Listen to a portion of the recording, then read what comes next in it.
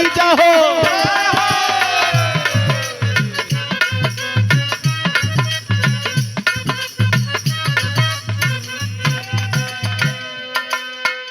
सभी भक्तजनों से हमारा यही कहना है कि आप कलेश सारा हट जाई बचवा, सच्चा गुरु दिए उपदेश हो कलेश सारा हट जाई बचवा।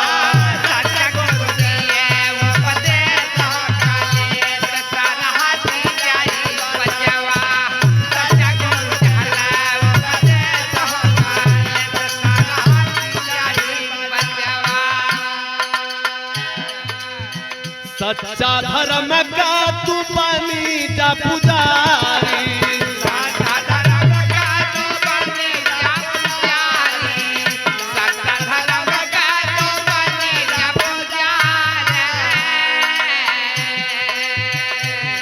दुनिया के छोड़ा अपनी रही निहारी कलेश सारा हट जाई बचवा।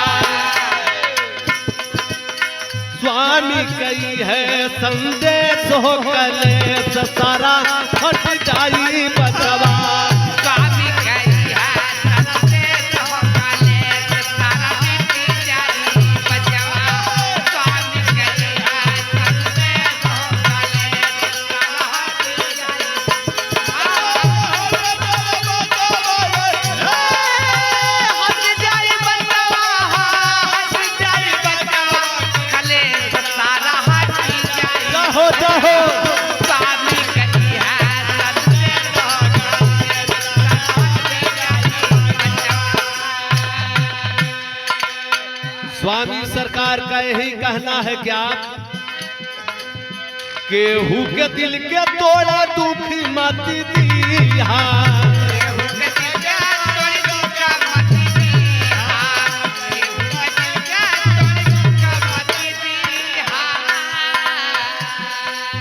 समर्थ जहां तक होई सुख दे दिया।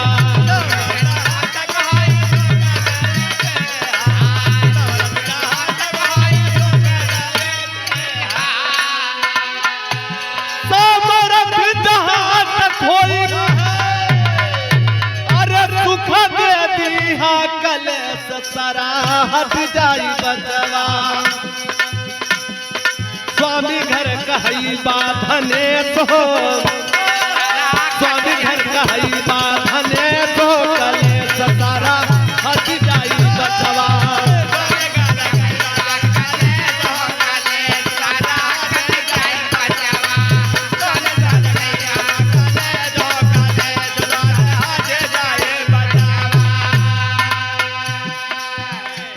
अरे करबा उपकार सुख संपत्ति के पैसा,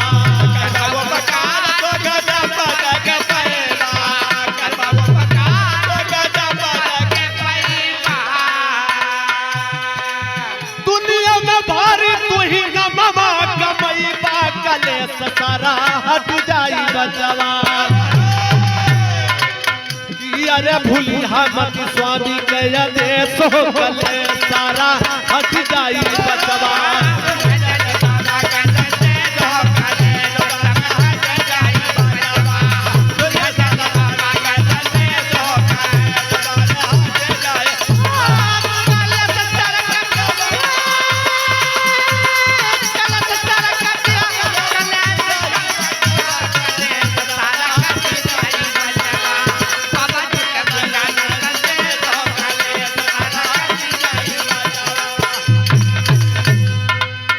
एक के नाते अंतिम लाइन में कहना बा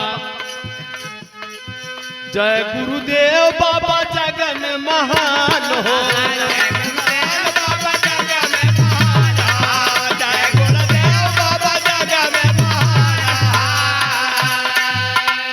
जय गुरुदेव बाबा जगन महान हो।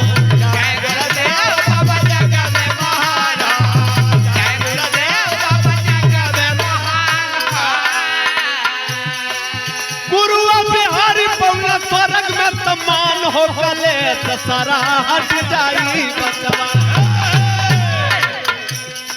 अरे जंगीनाथ देलन संदेश हो, अरे जंगीनाथ देले संदेश हो, कलेश सारा हटी जाई।